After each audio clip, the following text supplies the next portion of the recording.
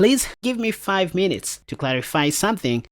Regarding the Alapin-Diemer Gambit, as I'm calling it, or this position that you're seeing on the board. The question that begs to be answered is, why am I calling this the Alapin-Diemer Gambit? You see, I have this tendency of renaming certain openings after their opening tree, or according to the strategies involved. Let me explain. The Alapin-Diemer Gambit is just a combination of two gambits, the Alapin Gambit and the Blackmar-Diemer, just two ideas. I find this very easy to remember if I call it the way I want. When I include the word Alapin, at least I'm also being reminded of the Alapin Gambit, so things become relatable to me. Say you play pawn to d4, the queen's pawn game, then black responds with e6, and then you go back to the e4 lines. This now becomes the French defense, normal variation all of the sudden. And this is where we see most black players responding with pawn to d5. And so the Alapin happens after bishop e3, where you sacrifice the pawn on e4. If black takes, you intend to start developing all your pieces in the name of attacking that pawn on e4. You'll put your king's knight on e2. So this is called the Alapin Gambit. In fact, in this French line, I call this dark squared bishop the Alapin Bishop. That's just me. So I want you to remember this Alapin Bishop, because we are going to see something like this in the so-called von Popiel Gambit. So here we go. Once again, after pawn to d4 and d5, you still want to go e4, which is known as the Blackmar-Diemer Gambit. Quite alright. If pawn takes, instead of playing f3, you want to play knight c3, and after knight f6, this is when you play bishop g5, which finally introduces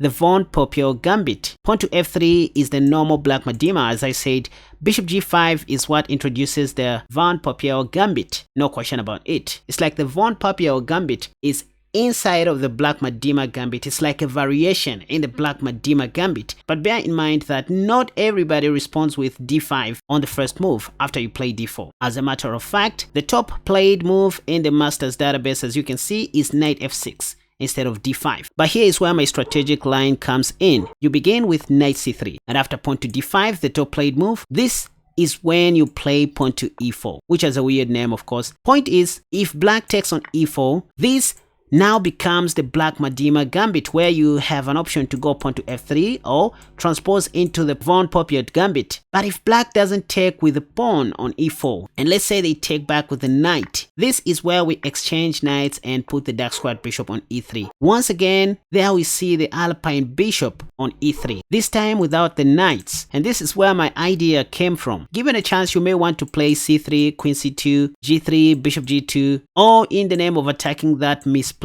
pawn on e4. The same stuff that we do even in the normal Alapin Gambit against the French. Sometimes, even after playing pawn to e4, you may see some of your opponents playing pawn to e6, after which you can transpose back to the French if you want, the normal French, or once again, go bishop g5, the Popiel move, which is now called the Bern variation of the French. Point is, after pawn takes, you take back with the knight. If bishop e7, you want to take the knight as always, so that after bishop takes, you either take that bishop or play bishop e3. This is my main recommendation. You don't have to oversimplify things. The game will be too boring and drawish. You want to put your light squared bishop on d3, knight f3, castle short, and start playing chess from there. And that's just something I wanted to tell you. Now it is time for me to test the Alapin Gambit against any random opponent on Lichess. The question that begs to be answered is, will you watch up to the end? Let's see if you're going to be that person. And hey, remember to subscribe, hit the like button, and leave a comment in the comment section down below. If you can't,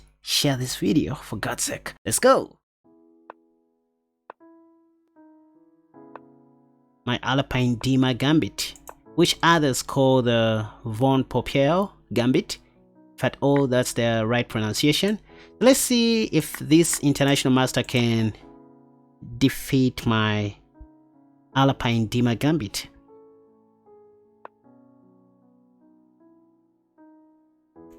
Okay, now this is getting serious.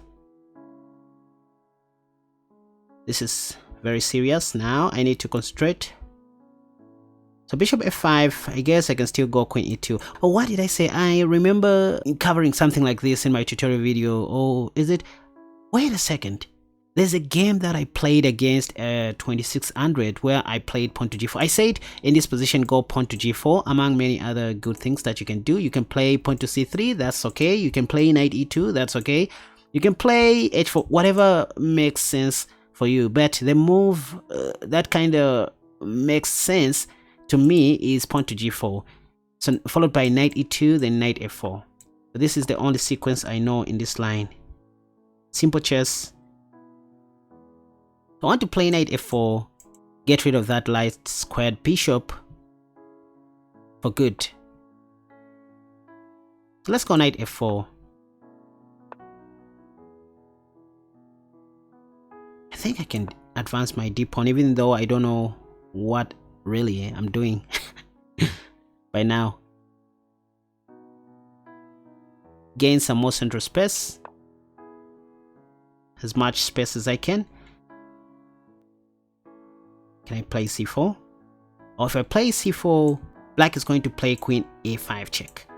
So I better not overextend my pawns for nothing. In this position, I can play bishop c4 maybe. Yeah, like bishop c4 makes a lot of sense.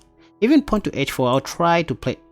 Maybe I should have played h4. That's why my opponent has played pawn to g5. Let me do this. Maybe I'm late. Maybe I'm not. So bishop g6. Let's attack the rook. Easy peasy. And if black is not careful, they are going to lose this game in less than 15 moves. Look what they are doing now. I want I can put my queen on e5, right? But there's bishop takes. So let me just castle long. Also putting my king to safety, if you think about it. My plan is to take on d5 with my bishop. At this point, I feel like I'm dominating. I want to play f4 also. In fact, I can relocate my knight, putting it on f5.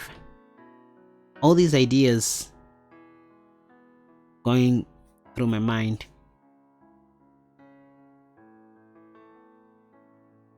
Never underestimate the power of the Alapin-Diemer Gambit. Look at this.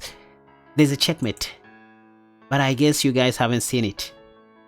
See, if I take here and black takes, I will pin their queen and checkmate on d8. Let's see if that happens. I'm going to praise myself. If black takes my queen, let's say after pawn takes, if black takes my queen, I'm going to take on b7 and also promote into another queen. Let's see if that is going to work once again.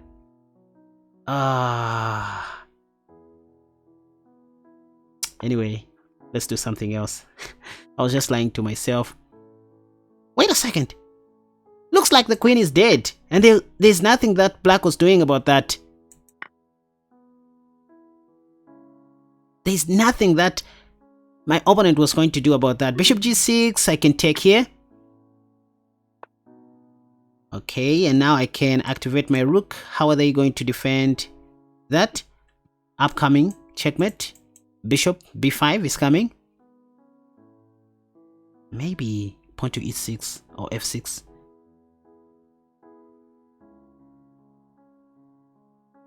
Remember, this is an international master. So you can see that this opening works even against... Oh, wait a second. Chess masters. This is an international master, a real one for that matter. Not a Lichess international master, no. I should be able to checkmate my opponent from here. Just a matter of being fast. Ah, damn it. Yeah, this is the checkmate probably. Yeah, there's nothing my opponent can do here. Mate in 1 is now unavoidable. There's nothing they can do. Just resign, dude. Just resign, yep. So I defeated an international master with Alapin-Diemer Gambit. Right, rematch. Let me challenge this guy one more time so that they can redeem themselves. So, I'm playing against an international master. Can I play the Bushgas Gambit against a chess master? Let me try a gambit. Bishop c5. Kind of the Stafford if you think about it. So knight c6. Please take my knight. and I'll take. Good. So let me say something here. If white played bishop c4, I was just going to take on f2, sacrificing my bishop, making white lose their right to castle, and then go queen d4 check, and then win back that bishop. That's just a little trap in this line. Pawn to f3 is a theoretical move, which my opponent played. But there's a line where I like sacrificing my knight here. So what I do most of the times is playing knight f6, sacrifice my knight here after castling short. The main move here is pawn to f4 if I remember very well.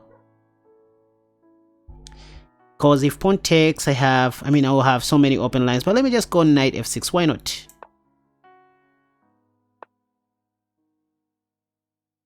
That's what I thought. Pawn to c3. Let me do this castle shot.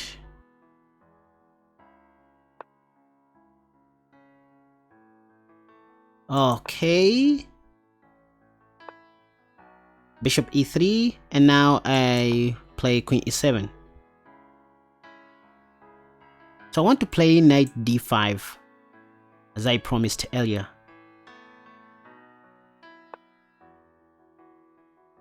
I can play knight d5. And then put my knight on f4, or first play rook e8, adding more sword to the wound, if you think about it. So the move pawn to f5 is still coming. Don't try this at home, especially against international masters. I want to take on g2 with check.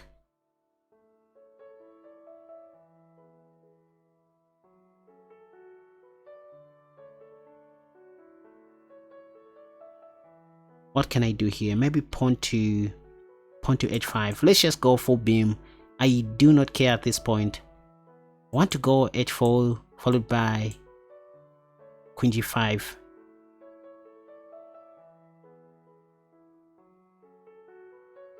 This is so disrespectful, you guys.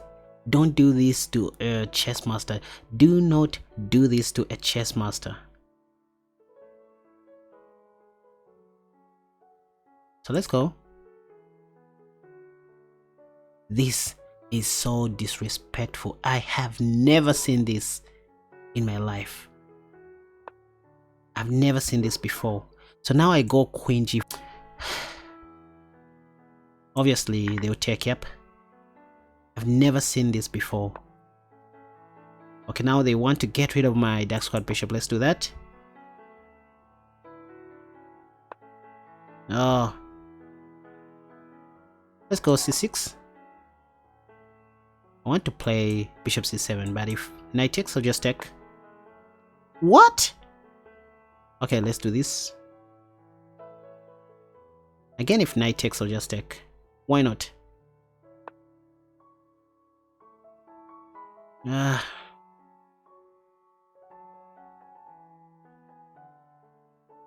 Guess I just need to take back.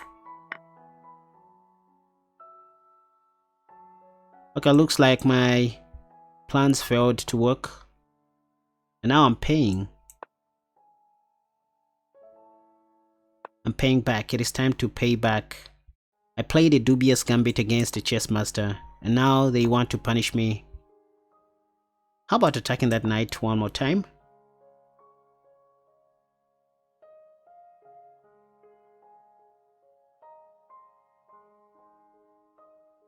I need to be very fast, by the way. 27 seconds. And there is no increment. Check. Let's attack.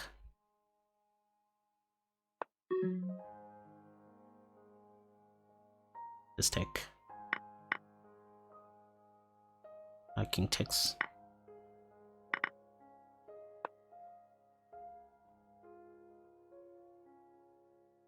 I guess I'm going to lose. There's nothing much I can do here.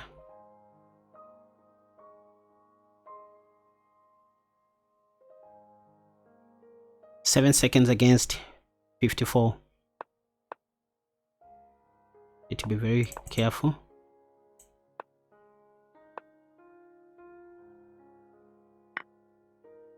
Wow.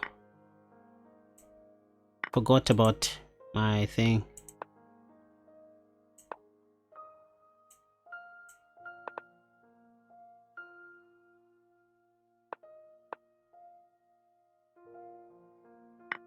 Ouch.